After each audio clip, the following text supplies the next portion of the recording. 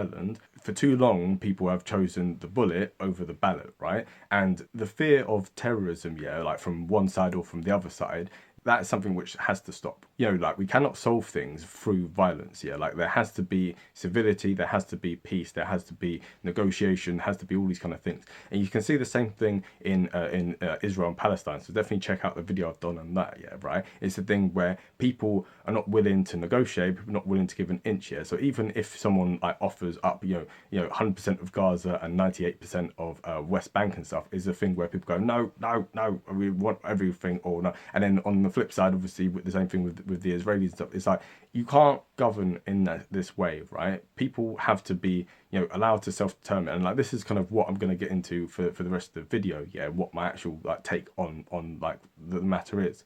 As Thomas Sowell said, there's no solutions. Yeah, like there's only trade-offs. So what I'm going to present in this video is a potential compromise, a potential set of trade-offs, yeah, which hopefully will go some way in resolving some elements of this. Obviously, there's not going to be, obviously not 100% of people are going to be happy. As in all cases, yeah, you're not going to be able to make 100% of the people happy all the time, right?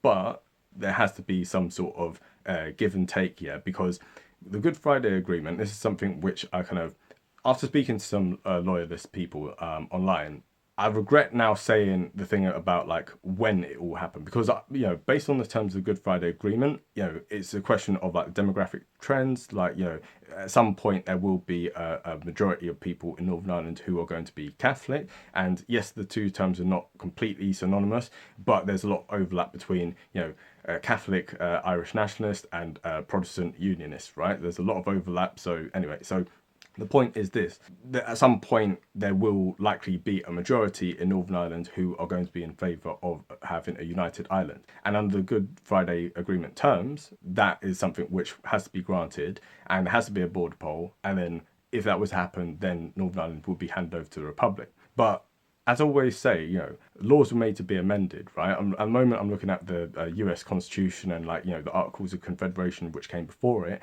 And, in some cases, people either have to make amendments to things or they have to completely throw out like the old agreement and stuff, yeah, if it's just not working. And after speaking to people from like the unionist/loyalist community, they're not going anywhere, right? And we'll talk about this a little bit later on as well. Like, they're not going anywhere. And the fact that talking about Derry/Londonderry. The fact that even after I've kind of said Derry/Londonderry, people in the comment section going, no, it's Londonderry, no, it's Derry, kind of shows to me that like there's a fundamental problem here. Yeah, that like the Good Friday Agreement, it froze the conflict, right? So in the choice between an active conflict and a frozen conflict, people should always choose the frozen conflict, right? However, the fundamental like building blocks of peace, there's no foundation for peace there, right? The underlying tensions are still there, the problems are still unresolved, right? And so yes, it's better than people like killing each other and stuff, right? But it's not actually peace. The Good Friday Agreement, in my opinion, either has to be amended or it has to be scrapped and replaced with something else, because just simply handing over all that territory and all those people to the Republic of Ireland, it's two sides of the same coin, in my opinion, right? The Irish nationalists who live in Northern Ireland are not happy with being under the British flag. And the people of Northern Ireland who are unionists also do not want to live under an Irish flag. So you're not solving the problem. All you would be doing in this case is flipping it on its head. So this is kind of what we're going to talk about in this video and offer up like some potential like trade-offs, yeah, and some potential things which might help to alleviate some of those tensions. Right, so before kind of talking about what I think the trade-offs are, I have to first of all talk from first principles, right? So for me, the central building block of any society is the individual. Then it goes up to the family, then it goes up to the local community, and then it goes up to the nation, right? And as much as possible, I believe that borders ought to reflect people and not the other way around. Yes, obviously, it's not going to be complete perfect. If you've got one person, if you've got like a couple, for instance, and one of them is as a British unionist and the other person is an Irish nationalist, yeah, obviously you can't draw the border like down like their bed or something, yeah, right? That's not going to work. So obviously there will be some people who will find themselves on the wrong side of the respective border. However, by and large, it should be a situation where, as much as possible, a community should reflect the national identity under which it wants to be, because it's the same kind of thing with, like, the American, the American Revolution. Yeah, no taxation without representation. Like the people in like Northern Ireland who feel Irish, they are being forced to pay taxes towards a government which doesn't represent them and which they like don't feel like they belong to. And on the flip side, if you like had a united Ireland, it would be the exact same thing, but with like the British Unionists, where they're having to pay taxes towards the Doyle, see, and remembers now, between the Doyle, yeah, but they don't feel represented by that, right? And actually, we can see a demonstration of this, yeah, with three maps that we have here. So there's three different elections. So the first one is in 1885, the second is in 1918, and the third is in 2019. Now, what you can see, although the parties in each case are changing, you can see that like the situation's not really changed. Yeah, the people in the north who are pro-unionist, they vote differently from the rest of Northern Ireland and certainly the rest of Ireland. So some people in the comments have been like, oh, well, if there was United Ireland, eventually the Unionists would they'd start voting for like Fine Gael and Fianna Fáil or whatever, and you're like, no, there's no evidence that's going to happen, right? If in like 1885, when the Irish people could like also be part of like the British like Parliament in Westminster, you didn't see this kind of overlap. People didn't just kind of, people voted along the kind of sectarian lines even then.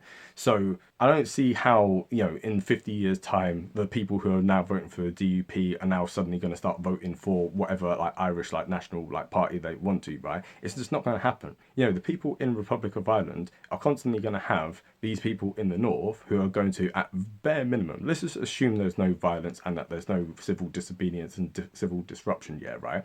Bare minimum, these people are always going to be a thorn in your side who are constantly going to just be agitating against your government, right? And it's going to be a headache for the people of the Republic of Ireland, and it's also obviously going to be a headache for those unionists in Northern Ireland who are they're in the wrong country, right? This is kind of something to kind of bear in mind, that like however you kind of cut this, in my opinion, I don't think that there ought to be a united Ireland, right? And I know this will annoy a lot of people in the comment section, but given the facts on the ground, it will never, I don't think that, even if it was done in a peaceful way, it will always be a problem. And therefore, I don't think it ought to be done. Yes, I understand it's a dream for many people. It's been an ambition for many, many people, but it's something which long term is not ever going to work out, right? And it also disrespects the people who live in these communities in the north, right? And actually, I'm gonna read now. Okay, this was a poem written by Rudyard Kipling, so obviously he's an Englishman, yeah, but it resonates with a lot of people in the Loyalist community. I'll put a link in the description for someone who actually kind of reads it better and stuff. Yeah, I'm not I'm not great at reciting poetry, but I'm going to read it for you now, just so you kind of get an idea of the feelings that are of the people there. The dark 11th hour draws on and sees us sold to every evil power we fought against of old. Rebellion, rapine, hate, oppression, wrong and greed are loose to rule our fate by England's act and deed. The faith in which we stand, the laws we made and guard, our honour, lives and land are given for reward.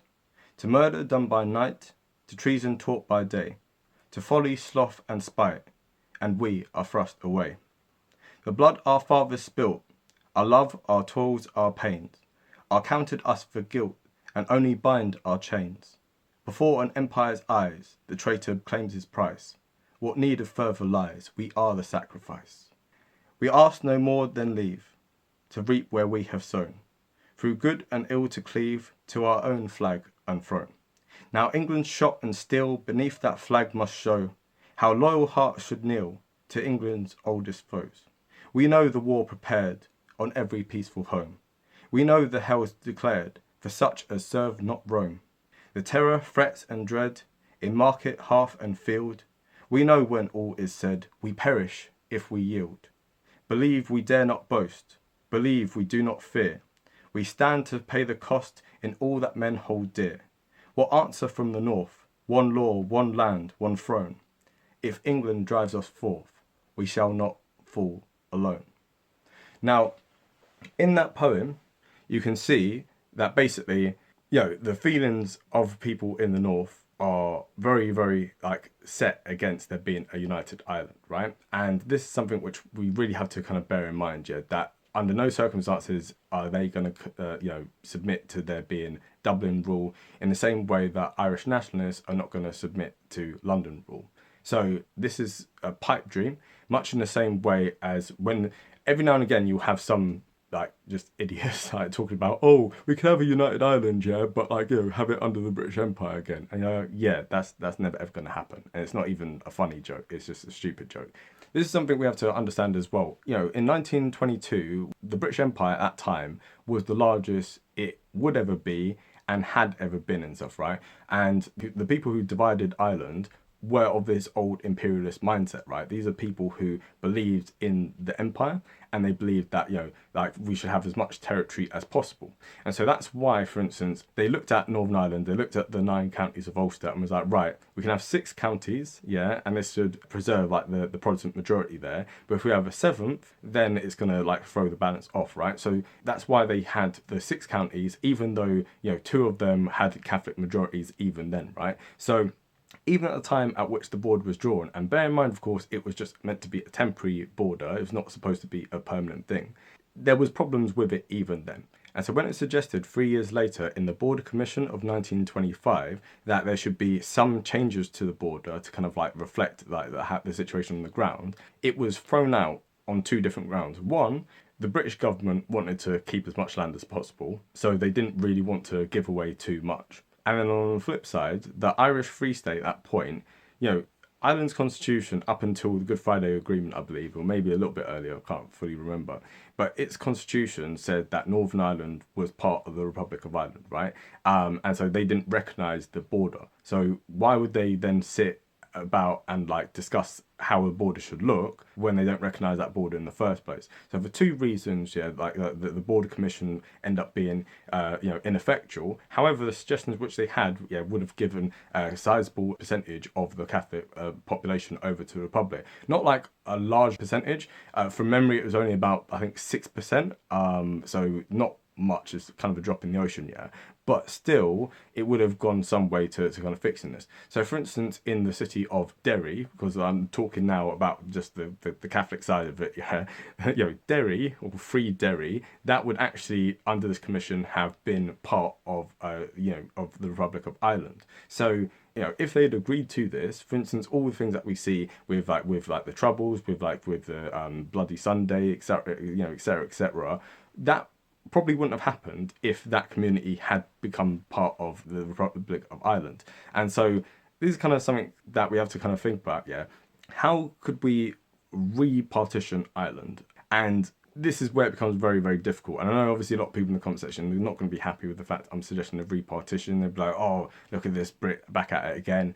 But as I've discussed in like my video on English national identity, I'm an Englishman, right? I'm an English patriot. I don't actually like personally believe that the United Kingdom should exist as it currently does. I want England to be independent from it. So I don't have a stake in this, and it's kind of something which I said in like in the comment section in like the Scottish independence videos. When I said like I don't care, it's not like I don't care at all. I want people to be happy there, but I don't have a stake in like the interest of in this, yeah, right. So I just want there to be peace, but I'm not coming from it from a perspective of like, oh, this somehow benefits me and my country. It doesn't affect me at all. Like, kind of, that's not why I'm suggesting it. I want there to be peace. That's why I'm suggesting what I'm suggesting. So what I would suggest is this, yeah, right? First of all, there needs to be a border poll, right? Not like how you had in 1973 where most of the Catholics end up boycotting it. That's not helpful, okay? We can't have different communities boycotting this thing. Like, that's, you don't do that, right? Like, it'd be like for the Brexit thing, if like one whole side like just didn't decide to show up and stuff. This is, no, like you need to have people turning up to this. Yeah, it's a very important thing. We can't have boycotts. We can't have political grandstanding. Just do it, okay? So with this, you have a border poll, and then based on the different communities and stuff, I think it should be done on like a district level, because doing it on a constituency level, you probably could kind of do it. Doing it on a county level, no, it's just far too as we can see with the map here, it's just no, just it's no, just no. So doing it on district level is probably the easiest way to kind of somehow kind of like fix it and stuff, yeah. And then from there, you have something that someone suggested in the comment section, right? You have a citizens' assembly. So the border in no way should be drawn by people in London, as happened before. It shouldn't be drawn by people in Dublin. And it shouldn't even be drawn by people in Stormont, yeah, in Belfast. No, this needs to be decided on a community by community basis, yeah. Because say, for instance, you have a community A, you know, and the border would end up being drawn in such a way where like, you know, they want like unification, for instance, yeah, but the border just wouldn't make sense and stuff, right? So then they'd come together and be like, actually, you know what, we want this other arrangement, or then vice versa, right? So if there's a Protestant community somewhere far out in like the rest of what is now Republic of Ireland, it might make more sense for them to be like, you know what, even though we voted for this, it might make more sense for us to like join part of like the Republic of Ireland, and then vice versa. If there's a nationalist community in the middle of a unionist like setting and stuff, yeah, maybe they might be like, actually, it might make more sense for our community to like remain British. And also as well, there's also the complexity of, you know, people in Northern Ireland identify, some of them identify as being British, some of them identify as being Irish. There's also a contingency that identifies as being Northern Irish, and that's also complicated as well. I've not looked into the exact details of that in terms of people who identify as Northern Irish, whether they tend to be more Catholic or whether they tend to be more Protestant. I'd assume Protestant, but I can't necessarily guarantee that. It's also a thing where, in this regard, the two terms are not necessarily synonymous between Catholic and Protestant, because there are obviously a lot of Catholics who'd rather remain like British, and there's also some like kind of like Protestants who wouldn't mind there being a United Ireland and stuff, right? So we had to kind of bear this in mind, that it's not a clear cut kind of thing. So for this intents purposes, I'm going to, as much as possible, try and say unionist and nationalist, yeah, just to kind of keep it somewhat more simple and more accurate, right? So that's, I think, how it should be done. Now, as much as possible, you kind of have these two conflicting things when it comes to Northern Ireland, yeah? So on the one hand, you want the border to reflect the communities. On the other hand, you also want it to not look like a complete like mess on like a map and stuff, right? You know, Northern Ireland itself, as much as possible, should kind of look a bit contiguous, and to varying degrees, you have to kind of like factor this in, yeah, of like how the border should look. You know, so for instance, if the goal is for Northern Ireland to be, I don't know, 70% Protestant, then you have to draw the border in a certain way. If, however, you want it to be 90% Protestant, then you have to factor in the fact of it's going to look far more squiggly and just more of a mess and stuff, right? So it's kind of a balance here of like how exactly you do this in a way where it's going to kind of make sense, right? I'm not pretending that any of this is going to be easy, but as much as possible, there should be a gradual, peaceful, democratic way of resolving this, probably over a period of like 3 to 5 years. From the experience of like living through Brexit, when you have a constitutional crisis that hits the 3-year mark, people start getting really fed up with it and they go, okay, this needs to get sorted now, right? So probably not 5 years, but probably, and it can't just be overnight. It can't just be like India and Pakistan, where it's just like, right, here's the border, like you know, you can't do that. There needs to be time for people to negotiate, people to move if they want to move, for them to adjust to the fact of, okay, I'm going to be living under this foreign government now, and blah blah blah blah, and sorting out infrastructure and all these kind of things. It's going to be a long process. But I think that at the end of that process, the situation on the ground will be far better, and the sinews of peace will be far better secured than they are at the moment, right? And far more than they would be under a united Ireland, right? You can't have a cookie cutter like a thing of like an all nothing kind of solution to this, yeah? It needs to be some nuance to it. There needs to be negotiation. There needs to be compromise. It's all very complicated, and to try and have a kind of simple kind of like, we can just do this. No, it's complicated, but that's kind of what I think needs to happen more.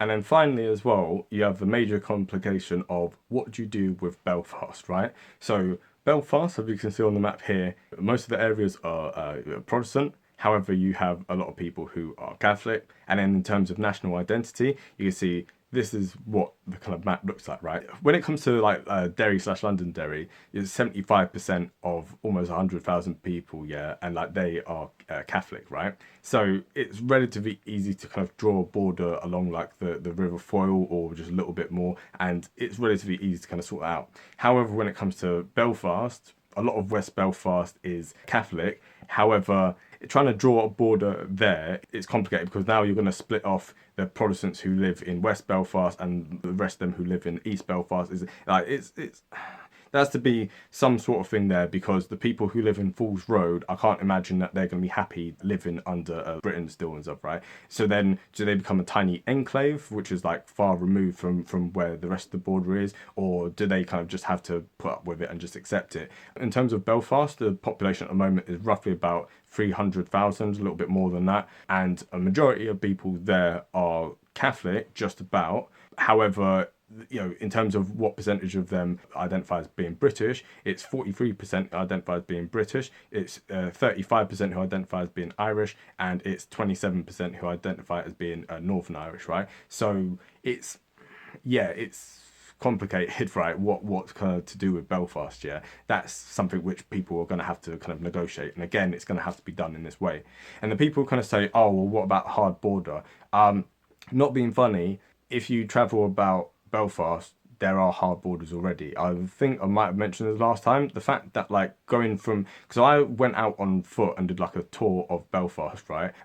Stupidly, and I went through Shank Hill, and then it happened to be kind of like the sun was setting, and I wanted to go to Falls Road. I had to go all the way back into the centre of the city and then go into the Falls Road, because you know you can't just walk from one bit to the next, because there's a literal gate separating the two communities, yeah. So there's already a hard wall. You already have, you know, you already have a hard border through communities anyway, far more so than you had along like the border between like Britain and the Republic of Ireland, yeah. So there's more walls now than there were before. So talking about a hard border and the feasibility of it, the reality on the ground is, unfortunately, this is kind of the situation anyway. So, you know, I don't fully buy the whole thing of a fear about a hard border. It might happen, it might not happen, but the reality on the ground is that there are already hard borders in Northern Ireland anyway. So it might just be a thing where now we're redrawing the borders that can better reflect the situation on the ground anyway. Like, so it's not...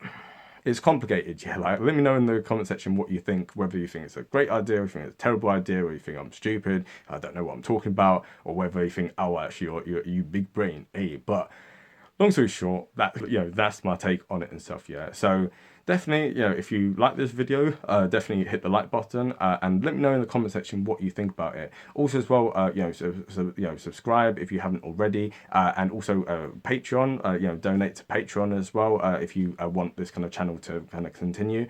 This is my full-time job at the moment, and it's a thing where I want to make a big success of this channel. And as I said, in a few months' time, we're going to go into film reviews and stuff. But at the moment, I'm just kind of covering all of the kind of alternative history and like the history and like the politics and stuff. So definitely check out like the rest of our videos on the kind of topics, because they cover a wide range of different political things and stuff, right? Also, like I said, stay tuned for future like Q&As, yeah, where I kind of like will be discussing different topics in more depth. But yeah, with that being said, have a great day and bye.